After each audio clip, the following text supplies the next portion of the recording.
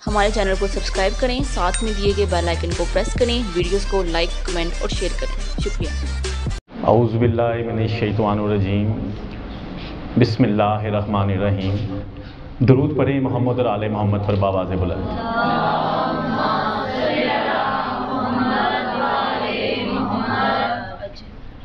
آج کا عنوان حلیم آل رسول راکب دوش مصطفیٰ نور دیدائے مرتضیٰ۔ ایسی ہستی، ایسا بادشاہ، ایسا شہزادہ جس نے نبی کو ابو جہل کے تانوں سے بچایا تھا، یہ ایسا بادشاہ تھا۔ مکے کے سارے کافر مل کر بیت اللہ کے پاس کھڑے نبی کو، محمد کو یہ تانے دیتے تھے کہ تو ہمیں کیا دین سکھائے گا، تیری تو اپنی کوئی اولاد ہی نہیں، دین کی بات وہ کرے جس کا کوئی وارث ہو، تیرا تو کوئی وارث ہی نہیں ہے، تو کب تک زندہ رہے گا، نہ تیرا دین ہوگا نہ تیرا نشان ہوگا، کہ نبی کو تانے دیا کرتے تھے۔ ایک دن نبی روتے ہوئے گھر تشریف لائے، جبرائیل امین آئے، فرمایا یا رسول اللہ، اللہ نے آپ کو سلام بھیجا ہے، اللہ نے آپ کو سلام بھیجا ہے اور یہ پیغام بھیجا ہے، انا آتیناک الکوثر، انا آتیناک الکوثر، میں تجھے اولاد عطا کروں گا، میں تجھے اولاد عطا کروں گا، ساری دنیا کی نسل میں بیٹے سے چلاؤں گا، تیری نسل میں بیٹی سے چلاؤں گا۔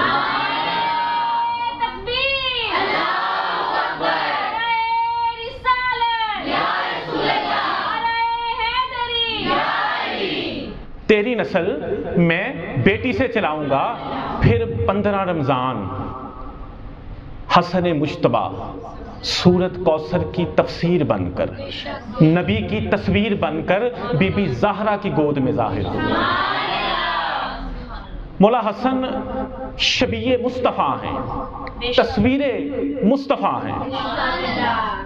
اکثر مائیں نا بچپن میں بچوں کو کھلاتی تھی، آپ کو پتہ ہے مائیں بچپن میں بچوں کو کھلایا کرتی ہیں۔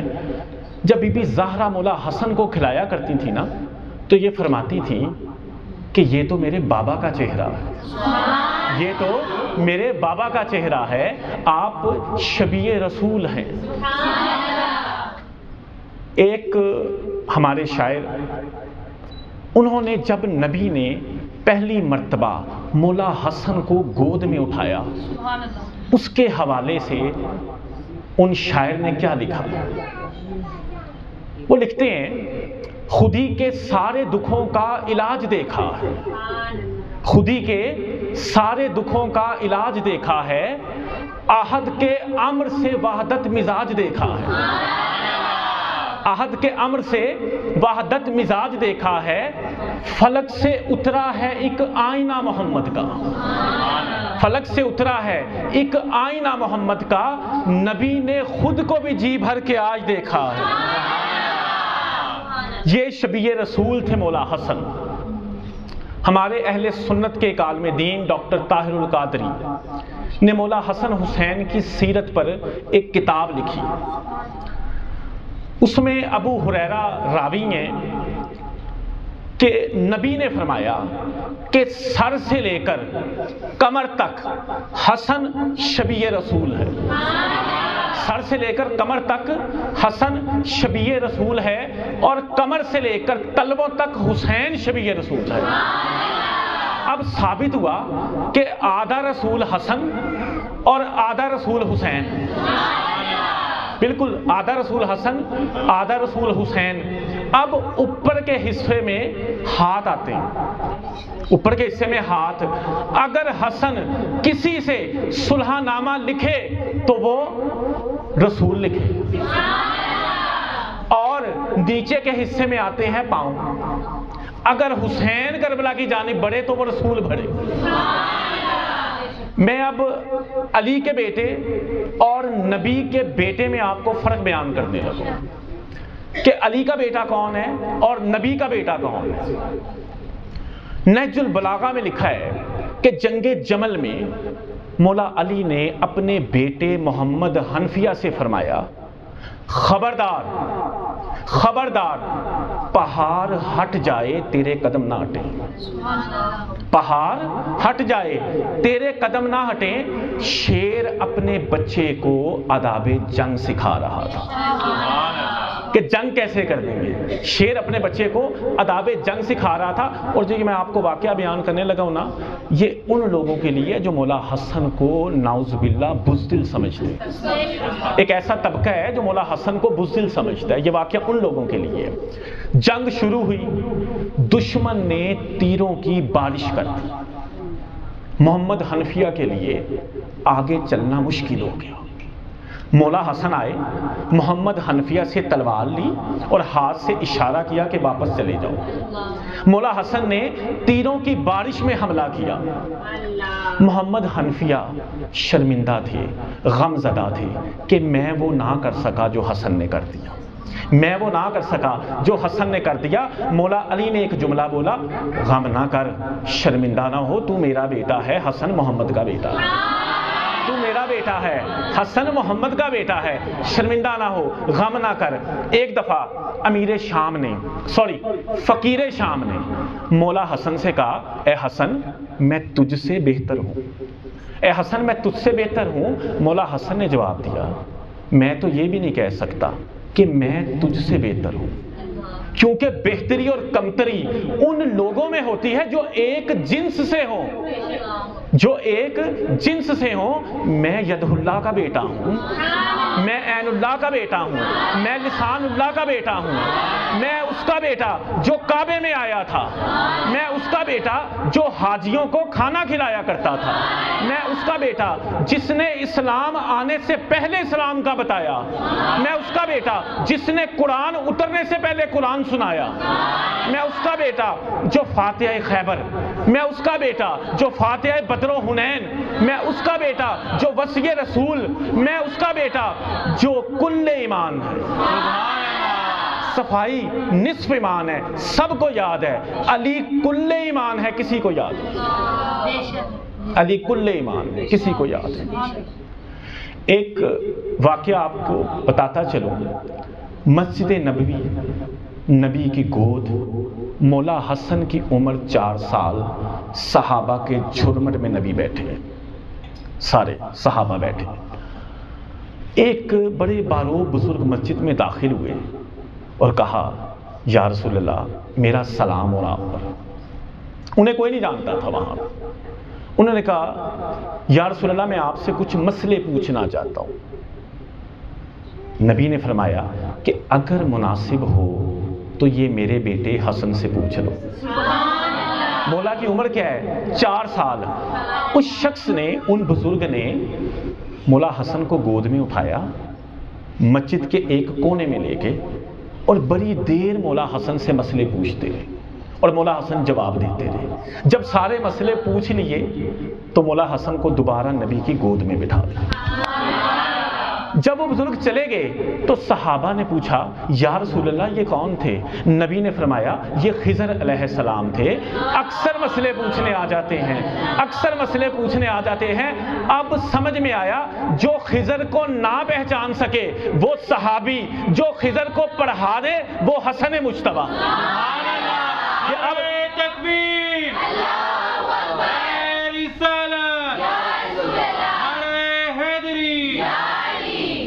اب ایک روایت آپ نے بہت سنی ہے، میں اس کو تھوڑا الگ انداز سے سنانا چاہتا ہوں۔ روایت یہ ہے کہ مولا حسن حسین نے نبی سے فرمایا، نبی سے کہا، نانا عید کا دن ہے، ہمارے پاس کوئی سواری نہیں ہے، مدینے کے سب بچوں کے پاس سواری۔ نبی نے کہا، میں تمہاری سواری ہوں، میں تمہاری سواری ہوں۔ ایک شانے پہ حسن کو بٹھایا، دوسرے شانے پہ حسین کو بٹھایا۔ پھر حسن حسین بولے، نانا نانا یہاں سب سواریوں کی باگیں ہیں، لگامیں ہیں، ہماری سواری کی کوئی باگیں نہیں۔ نبی نے اپنی زلفوں کو 2 حصوں میں تقسیم کیا، ایک حصہ حسن کے ہاتھ میں، ایک حصہ حسین کے ہاتھ میں دیا۔ اب میں یہاں پہ ایک جملہ بولنا چاہوں گا، نبوت اپنی لگام جس کے ہاتھ میں دے دے اسے حسنین کہتے ہیں، اسے حسنین کہتے ہیں، جس کے ہاتھ میں نبوت اپنی لگام دے۔ ایک اور واقعہ کہ ایک شخص مسجد نبوی میں داخل ہوا، مولا حسن کی عمر 2 سال، مسجد نبوی، صحابہ کا جھرمٹ۔ اس شخص نے آتے ہی کہا نبی سے کہ میں نے سنا ہے تو نے نبوت کا دعویٰ کیا، کوئی دلیل ہے؟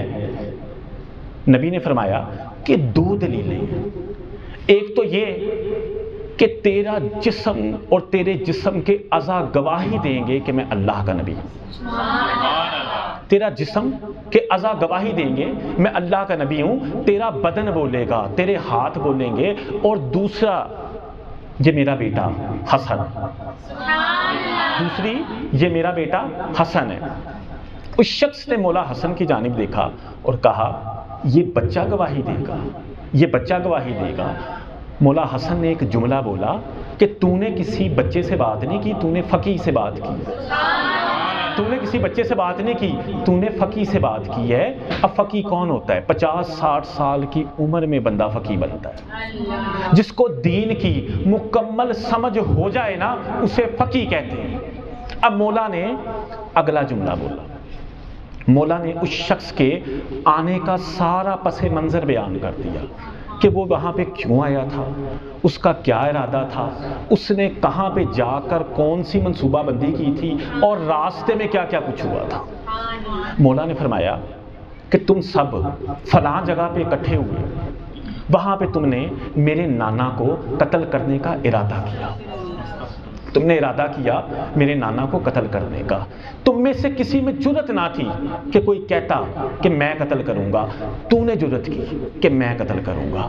وہاں پر پردے میں چند خواتین بھی بیٹھی تھی، ان میں سے ایک خاتون بولی تھی نا کہ تو محمد کو قتل نہیں کر سکتا، محمد کے بہت سے محافظ ہیں، تو محمد کو قتل نہیں کر سکتا۔ پھر تو وہاں سے چلا، تو وہاں سے چلا، ایک جنگل سے گزرا، ایک جنگل سے تیرا گزر ہوا، وہاں پہ تیری سواری نے چلنے سے انکار کر دیا، تو پیدل چلا، وہاں فلاں جگہ پر جھاڑیوں نے تیرے کپڑوں کو پھاڑا۔ ابھی وہ مولا یہاں تک پہنچے تھے کہ وہ شخص بول اٹھا کہ مجھے ایسے لگتا ہے کہ تو بھی میرے ساتھ تھا، مجھے ایسے لگتا ہے کہ تو بھی میرے ساتھ تھا۔ اب وہ شخص وہاں پہ گرا نبی کے قدموں میں اور رو کے کہتا ہے جس کا نواسا ایسا ہے اس کا نانا کیسا ہوگا، جس کا نواسا ایسا ہے اس کا نانا کیسا ہوگا۔ ایک آخری حدیث، جب جنت اور دوزخ بھر جائیں گے نا، جنت اور دوزخ بھر جائیں گے، جنت نیکوکاروں سے اور دوزخ بدکاروں سے، تو جنت دوزخ پہ فخر کرے گی، دوزخ بولے گی کہ میں نے انبیاء کے دشمنوں کو دبوچ رکھا ہے، میں نے شداد، نمرود، فرعون سب کو تو میں نے دبوچ رکھا ہے۔ جنت کچھ دیر کے لیے چپ ہو جائے گی، خاموش ہو جائے گی۔ اب حدیث کے الفاظ ہیں کہ اللہ جنت سے فرمائے گا تو چپ کیوں ہے، کیا میں نے تجھے حسن کے حسن سے مزین نہیں کیا، کیا میں نے تجھے حسن کے حسن سے خوبصورت نہیں بنایا؟ جنت حسنین کو اپنے اندر پا کر خوش ہو جائے گی۔ مولا حسن کی فضیلت پہ ابھی ہم نے اتنی باتیں کی، میں چند جملے مولا کی زندگی میں آنے والے مسائل کے بھی پڑھنا چاہتا ہوں۔ بہت کم لوگوں نے پڑھا کہ مولا کی زندگی میں مصیبتیں کون سی تھیں۔ اس امت نے مولا حسن کے ساتھ بھی کوئی اچھا سلوک نہیں کیا، مولا حسن کے ساتھ کوئی اچھا سلوک نہیں کیا۔ مروان بن حاکم مدینے کا گورنر یہ کہا کرتا تھا، یہ ملعون، یہ لعنتی یہ کہا کرتا تھا کہ میں نے حسن کو اتنا تنگ کیا، میں نے حسن کو اتنا تنگ کیا کہ اگر میں کسی پہاڑ کو کرتا تو وہ اپنی جگہ سے سرک جاتا۔ یہ لعنتی یہ کہا کرتا تھا کہ اتنا بدبخت شخص تھا کہ مسجد نبوی میں منبر رسول پر بیٹھ کر جمعے کے خطبے کے دوران مولا حسن کو سامنے بٹھا کر ہاتھ کے اشارے سے ان کے بابا علی پہ لعنت کیا کرتا تھا کہ اتنا لعنتی تھا۔ مولا حسن کی مسجد میں نماز پڑھنے پہ پابندی آئی تھی۔ 20 سال مولا حسن نے اپنے گھر میں نماز پڑھی، 20 سال مولا نے اپنے گھر میں نماز پڑھی تھی۔ امام جلال الدین سیوطی لکھتے ہیں اپنی کتاب میں کہ جب مولا حسن کی شہادت ہوئی نا تو مروان آیا اور مولا حسین نے اسے دیکھ کر رو کر کہا کہ دفع ہو جا، میری نظروں سے گم ہو جا، تو نے میرے بھائی کو بڑا تنگ کیا تھا۔ مجھے سمجھ نہیں لگتی کہ آج کے دور میں بھی جب ہم کسی عاشق کو دیکھتے ہیں نا، کوئی اہل عاشق ہوتا ہے نا، جب اسے اپنے محبوب کی کوئی ایک خوبی کسی شخص میں نظر آتی ہے نا، وہ بار بار اسے دیکھتا ہے، اس سے بات کرنا پسند کرتا ہے، اس کو دیکھنا اس کو اچھا لگتا ہے، اسے سننا اس کو اچھا لگتا ہے، ایک خوبی۔ اور اگر وہ شخص ہو بہو محبوب جیسا ہو، وہ بالکل محبوب جیسا ہو، اس کی رگوں میں دوڑنے والا خون بھی محبوب کا، اس کی رگوں میں دوڑنے والا نور بھی محبوب کا، تو اس شخص کے ساتھ کوئی ایسا سلوک کرتے۔ انہوں نے کیسی محبت کی تھی نبی سے جو مولا حسن کے ساتھ ایسا سلوک کی۔ میرے مرشد کہا کرتے تھے کہ حسن قاسم انوار ہے، نور کو تقسیم کرنے والا۔ حسن سید الصابرین کا نواسہ۔